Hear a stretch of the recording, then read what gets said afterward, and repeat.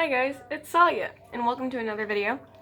Today I'm going to be reading you guys my stories. I've got lots of questions. People on Discord, people in real life Discord server is linked in the description. We're like, wow, we didn't know you write stories. You write stories? Yeah, I do. And I currently have 3 or 4 going right now. The first, I was inspired by my teacher to write these. These are all 100% mine. I got no inspiration from any outside source. So if they sound like something you've heard before, that's not my fault, okay? The first one I'm going to read to you is called, the first page of, is called Astral Projection, the Story of Crow. And chapter 1 is called They Knew My Name. There's also a second part to this book. Over time, it grew apparent that there was something wrong with me. My aunt cared deeply about me. She instantly rushed me to the hospital.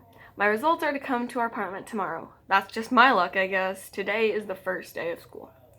My cousins are on the honors schedule, meaning they have lots of homework, so they get home 2 hours before me.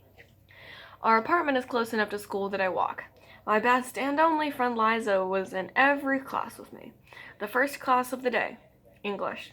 I was confident enough to bring my bird raven to school. I need her. She helps with my strangeness. Time for attendance, said our new teacher, Eliza Jones. Here, my best friend said loudly. You can call me Liza, she said quickly after. Charabelle Voss, said the teacher. I'm here, said a girl with bright red hair. Crow and Anderson. I'm here, I somehow managed to stutter out. Call him Crow, Eliza yelled. He can speak for himself, Miss Jones. I knew I had to say something. Yeah, it's Crow, I said. What's his deal? I heard that Charabelle girl whisper to Liza. I don't know, but please leave him alone, Liza replied. The teacher finished the list of names before telling us our first assignment, a project. Okay, our first assignment is an all about me project. The class cheered. I kept quiet. The teacher shot a look at me. It's due tomorrow, so work hard. Class dismissed. The rest of school went on the same way. That one is one of my personal favorites, and I love all the characters in that except for Charabelle. She's got problems in the future, don't mind me. Oh. Brownie.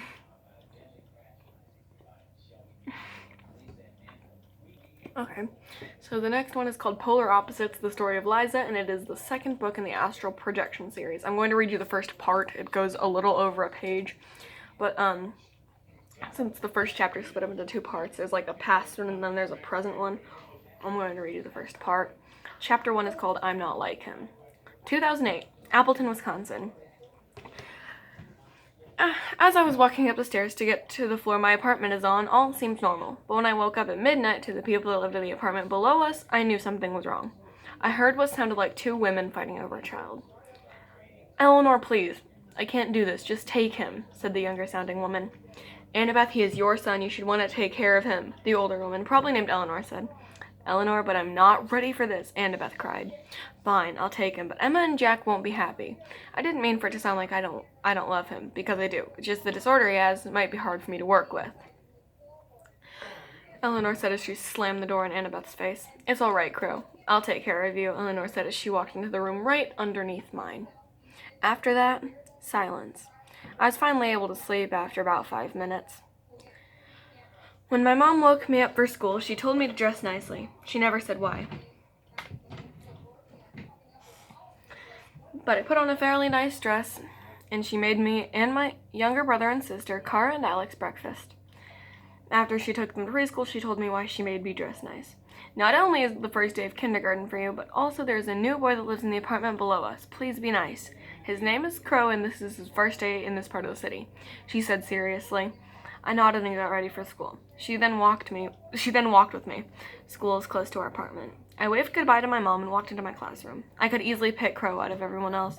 He had pitch black hair, bright blue eyes, and he wore a purple and white sweater and jean shorts, as well as black shoes.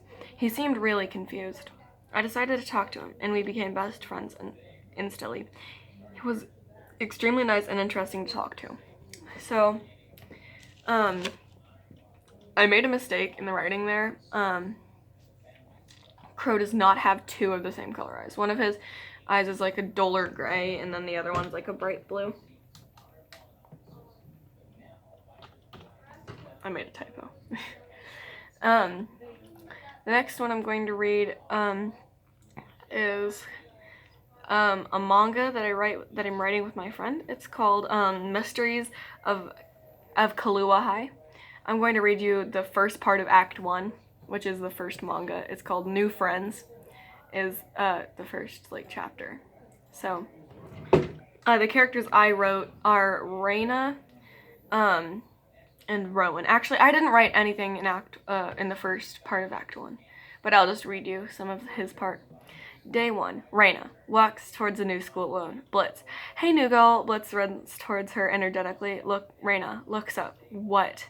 Blitz. Hi, my name is Blitz. Nice to meet you. Shakes hand vigorously. Want to be friends? Farron nods their direction. Reina. Sure. Blitz. Awesome. Runs away. Reina. That was so weird. Sighs. Farron. Hello. I see you've already met Blitz. So that's part 1. Let me skip to one. I did part 2 of Act 1. Oh, there's a typo there too. I did part 2 of Act 1, so this is Reina. I do enjoy having friends, but I already know some of the students here. Farron. Head tilt. Who would that be? Reina. Rowan Alexander. Why? Farron. Oh, I know him. I'm Farron, by the way. Reina. I am Reina Marie Abel, but just please call me Reina. Farron nods. Well, I gotta get to class. Nice meeting you, Reina. Runs away. Rowan is my favorite character in the entire book. Even though Reina is meant to represent me, I still absolutely love Rowan the best. Let's see. Do I have any more? Oh, yeah, I do. I've got one that I wrote for project. Hold on. So looking at this one almost made me cry because this is one of the projects I did for my teacher, and there were so many comments on the side that are by him. So if I start getting emotional, that's why. Basically, he told me some revisions I need to make and stuff like that. I'm going to work on it. So this is a story about time travel. It's called Not Every Problem Needs to Be Solved. It's the year 2051. The time machine finally exists. Everyone wishes to have one. I'm one of the lucky few to have one at home. It didn't cost much. Only 5 million pounds. Yet kids still show up at my house.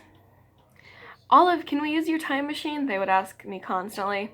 I finally gave in. I gave them a specific set of rules, though. Never lose sight of me. Do not make any drastic changes to the past. Doing either would alert their parents, and they would be banned from ever time traveling again. The kids agreed, and we went on our way. Unexpectedly, most of them followed these rules and feared that they wouldn't be able to come back. All things aside, one little boy left without me knowing. This made me mad. When I would find him, he would be in trouble. But of course we were in the past. Far in the past. He would definitely be in danger. We didn't know what the year 2006 was like.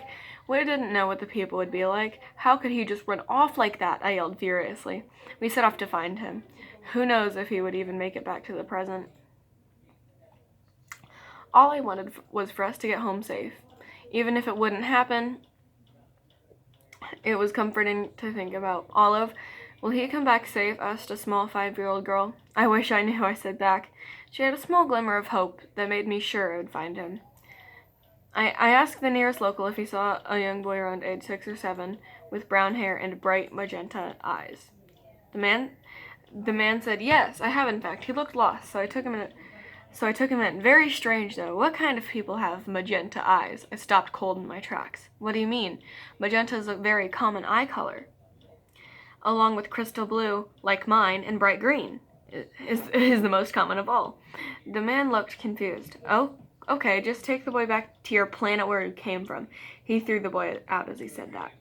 Okay, back to the time machine we go, I said, trying to sound enthusiastic, and you're not ever allowed to go time traveling again. But I did nothing wrong. He took me. That man is crazy. He took me to the lab to study me because of my eye color. He doesn't know how common it is, the boy said, almost crying. Even though I didn't want to, I believed him. He is my little brother, after all. I need to trust him even if I don't want to. I'm going to finish this one only because it's not very long. And so we got home thinking back to this crazy adventure. I'm glad we won't have to do it again, I thought, and resumed watching my favorite show, Ouran High School Host Club. That's actually an anime that came out in 2006, that's why I chose it. I thought that'd be funny.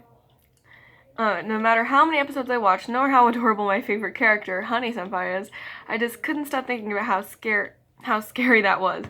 How did he not know about common eye colors? I know he had an uncommon one, but still, his eyes were brown. When have you ever seen someone with brown eyes? Now I was very confused. I calmed down and watched On High School Host Club for the rest of the night. That's as much as I'm going to read because the video is, I'm almost out of recording time. But if you've got any questions for Crow, which is the character from the first book, please comment them because I'm writing like a project with him in it. If you want to hear me finish any of these stories, please also comment or tell me in real life if you're Frosh or Yuri, because they can't comment because they're on their TV.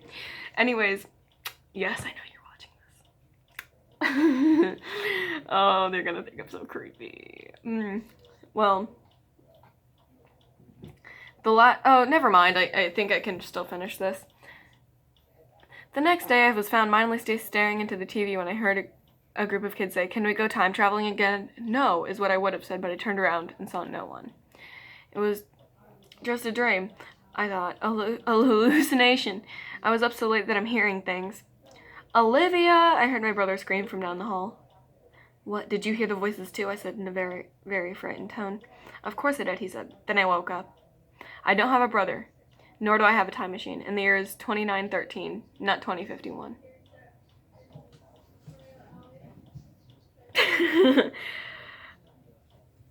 Yeah, do you like it? Thank you guys for watching. See you guys later. Bye.